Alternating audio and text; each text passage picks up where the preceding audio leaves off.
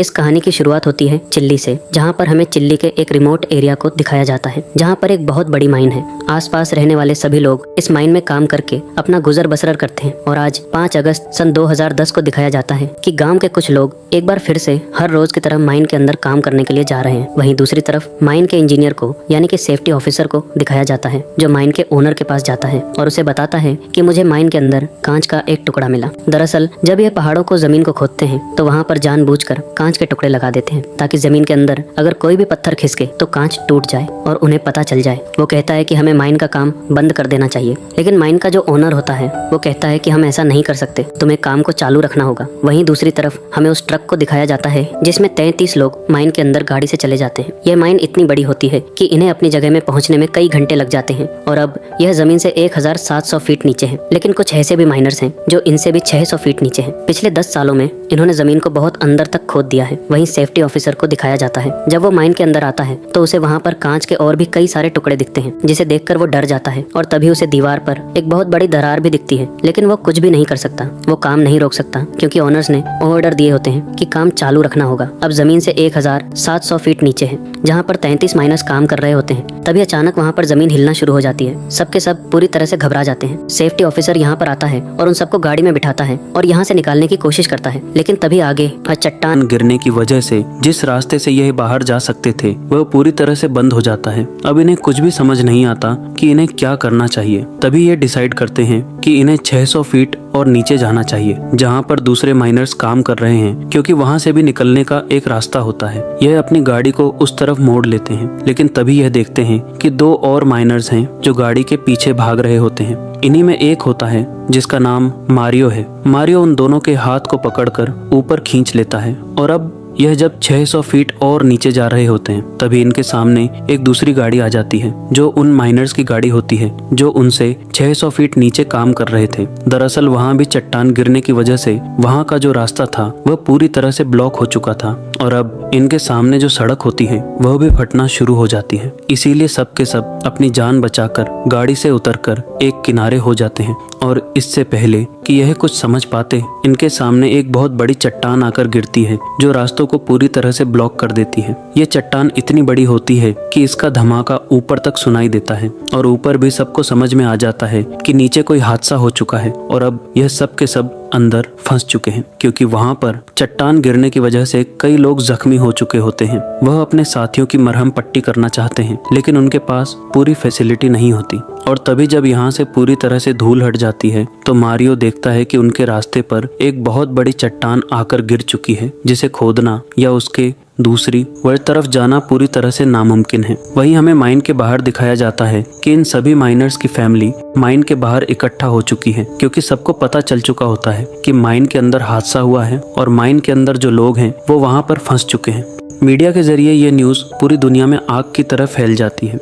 वहीं हमें माइन के अंदर दिखाया जाता है, जहां पर सुपरवाइजर जिसका नाम लोएस है वह सभी लोगों को गिनता है। उसे पता चलता है कि यहाँ पर यह 33 लोग हैं। अब यहाँ पर एक रेफ्यूजी एरिया भी होता है जो इसी तरह के हादसों के लिए बनाया गया होता है, लेकिन वो कहता है कि वहाँ पर सिर्फ 30 लोग जा सकते हैं और हम 33 लोग हैं। अब इनके साथ जो मारियो होता है वो कहता है कि यहाँ पर चिमनियाँ भी बनी हुई हैं, अगर हम चाह तो चिमनियों से बाहर जा सकते हैं, क्योंकि वहाँ पर सीढ़ियाँ होंगी। इसलिए सुपरवाइजर लुइस अपने साथ 29 लोगों को लेकर रिफ्यूज एरिया की तरफ निकल पड़ता है, जबकि मारियो अपने साथ 2 लोगों को लेकर चिमनी की तरफ निकल पड़ता है और जल्दी ये तीनों के तीनों चिमनियों तक पहुंच जाते हैं, जहां पर मारियो चिमनी की सीढ़ियों से ऊपर जाने की कोशिश करता है और जब वो सीढ़ी से थोड़ा सा ऊपर जाता है तो वो देखता है कि ऊपर सीढ़ियां हैं ही नहीं। दरअसल अर्थक्वेक के जो झटके आए थे शायद उस वजह से सीढ़ियां पूरी तरह से टूट चुकी हैं और अब ये तीनों के तीनों यहाँ पर हताश हो मर जाते हैं। वहीं 30 लोगों को दिखाया जाता है जो रिफ्यूजी एरिया तक पहुँच जाते हैं। वहाँ पर वो देखते हैं कि उनके लिए खाने की सप्लाई वहाँ पर बहुत कम होती है और ना ही इनके पास दवाइयाँ होती हैं। और अब मारियो भी अपने साथियों के साथ उसी रिफ्यूजी एरिया में पहुँच जाता है। इन सबको नहीं पता कि इन्हें कोई यहाँ पर बचाने आएगा भी कि नहीं, क्योंकि ये सब के सब जमीन से बहुत नीचे होते हैं। अब जब ये सब अपनी सोचों में डूबे होते हैं कि तभी एक बार फिर से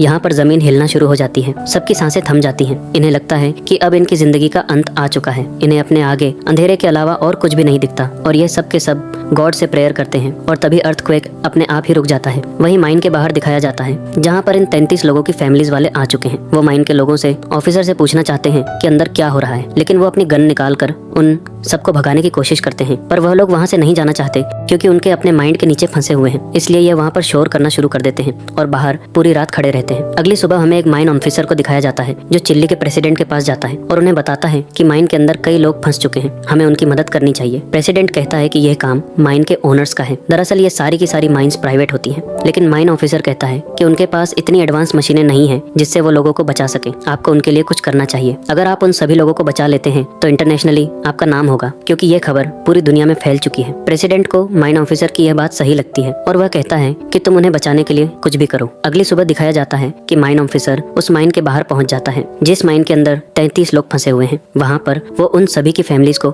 यकीन दिलाता है कि वो उन सबको बचा लेंगे और अब वो अंदर माइन के ओनर के पास जाता है और कहता है कि हमें उन 33 लोगों को बचाना होगा। लेकिन माइन का ओनर कहता है कि ऐसा नहीं हो सकता, अंदर बहुत बड़ा हादसा हुआ है, मुझे नहीं लगता कि अंदर कोई भी बचा होगा और जिस जगह जमीन की जिस गहराई पे वह सब काम कर रहे थे वहाँ तक पहुँचना पूरी तरह से नामुमकिन है। वैसे भी वहाँ पर सिर्फ 3 दिनों का खाना है और हमें वहाँ पहुँचने में कई महीने लग जाएंगे और तब तक अगर हम वहाँ पहुँच भी गए तो वह सब के सब भूख से मर चुके होंगे। और अब मिनिस्टर ऑफ माइन यानी कि माइन ऑफिसर को भी यकीन हो जाता है कि माइन का जो ओनर कह रहा है वो बिल्कुल सही कह रहा है। वो बाहर जाता है और लाउडस्पीकर पर सबको कहता है कि हम इस ऑपरेशन को शुरू नहीं कर सकते क्योंकि अंदर कोई भी जिंदा नहीं होगा। और तभी एक लेडी जिसका भाई नीचे माइन में फंसा होता है वो दिन इस ऑफिसर को एक जोरदार थप्पड़ मारती है क्योंकि उसे अभी भी यकीन है कि उसका भाई नीचे जिंदा है। और यहाँ पर जितने भी लोग होते हैं वह सब के सब चिल्लाना शुरू कर देते हैं। वो सब इस मिनिस्टर ऑफ माइन से कहते हैं कि हमारे रिश्तेदारों को, हमारे अपनों को बचा लो। माइन ऑफिसर जब उनकी ऐसी हालत देखता है तो तय करता है कि वो उन सब की मदद करेगा और प्रेसिडेंट की मदद से यहाँ पर एक माइन इंजीनियर को बुलाया जाता है जो स्कैन करके माइन ऑफिसर को बताता है कि नीचे रेफ्यूजी एरिया में 33 लोग फंसे हुए हैं। दरअसल एक बहुत बड़ी चट्टान गिरने की वजह से पूरी की पूरी माइन धंस चुकी है और अब हमें उन्हें ड्रिल करके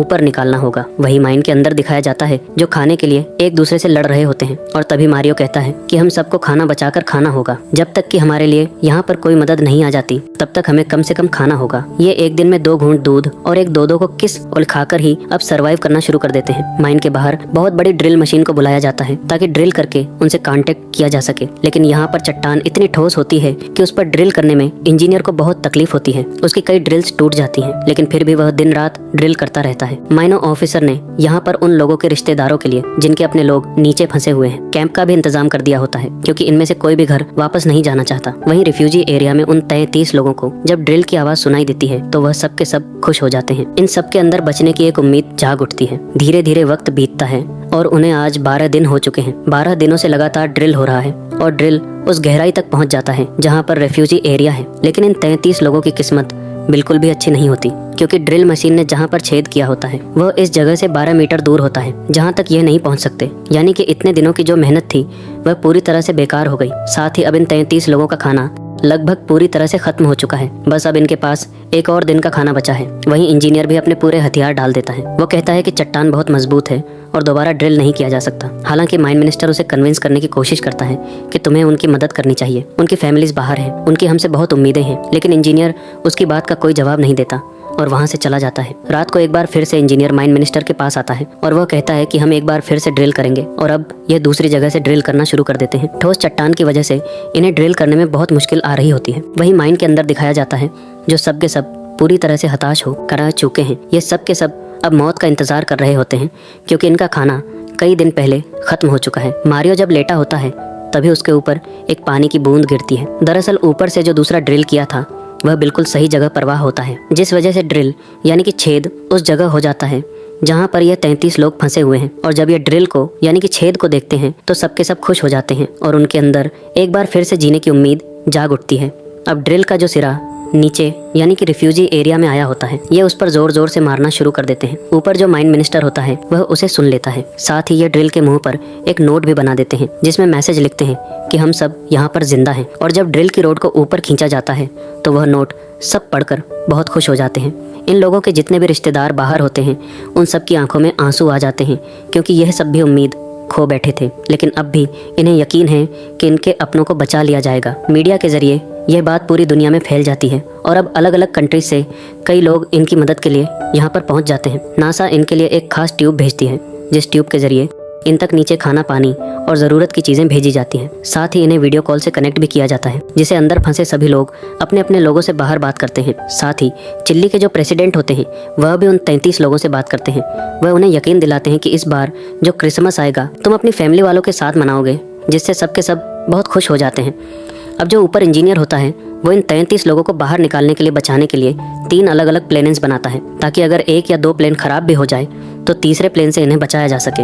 अब इन्हें बचाने के लिए काम शुरू किया जाता है, लेकिन जल्दी इनका प्लेन, एक और प्लेन 2 पूरी तरह से खत्म हो जाते हैं, यानी कि वह पूरी तरह से फेल हो चुके हैं और अब इनके पास प्लेन 3 बचा हुआ है, जिसमें इन्हें काफ़ी मुसीबतों का सामना करना पड़ता है। लेकिन इंजीनियर एक बार फिर से उस प्लेन को शुरू करके अपने काम को एक बार फिर से शुरू कर देता है। पर अब बड़ी मुश्किल ये होती है कि जो चट्टान नीचे माइन के ऊपर गिरी थी अब वह धीरे धीरे नीचे खिसक रही है, यानी कि जल्द से जल्द इन सबको ऊपर लाना होगा, नहीं तो ये सब के सब चट्टान के नीचे दब जाएंगे। लगातार ड्रिलिंग करने के बाद यह उस चट्टान तक पहुंच जाते हैं जो माइन के ऊपर गिरी थी। वह बहुत ज्यादा ठोस होती है, इसीलिए उसके ऊपर ड्रिल नहीं हो रहा होता और इंजीनियर माइन के अंदर फंसे हुए माइनर से बात करता है और तब वो इंजीनियर को कहते हैं कि हमें नीचे एक धमाका करना होगा जिससे चट्टान टूट जाएगी। हालांकि ये बहुत खतरनाक होता है, लेकिन इनके पास अब कोई भी रास्ता नहीं होता और यह उस चट्टान पर एक धमाका करते हैं, जिसका मतलब ये है कि अब ड्रिल पूरी तरह से आर पार किया जा सकता है। आज इन सबको फंसे हुए यहाँ पर पूरे 59 दिन यानी कि लगभग 2 महीने हो चुके हैं और 2 महीने के बाद नासा के उस कैप्सूल को,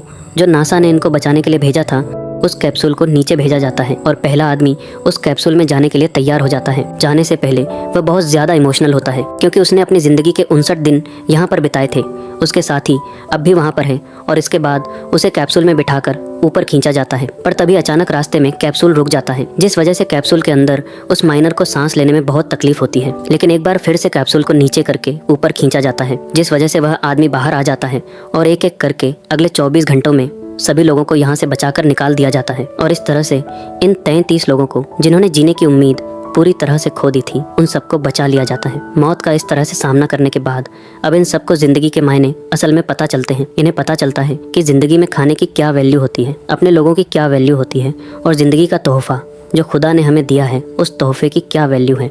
हमें ज़िंदगी में हर एक पल को जीना चाहिए, ताकि भाग दौड़ की ज़िंदगी में हमेशा भागते रहना चाहिए। हालांकि ऐसा करने से कुछ लोग अपनी ज़िंदगी में अचीव तो कर लेते हैं, लेकिन वो ज़िंदगी जीना भूल जाते हैं। इसी सीन के साथ इस मूवी का सच्ची कहानी का एंड हो जाता है। अगली कहानी आप किस मूवी पर सुनना चाहते हैं मुझे नीचे कमेंट्स में ज़रूर बताना, क्योंकि मैं आपके कमेंट्स पढ़ता हूँ और आपके प्यारे प्यारे कमेंट्स का बहुत बहुत शुक्रिया।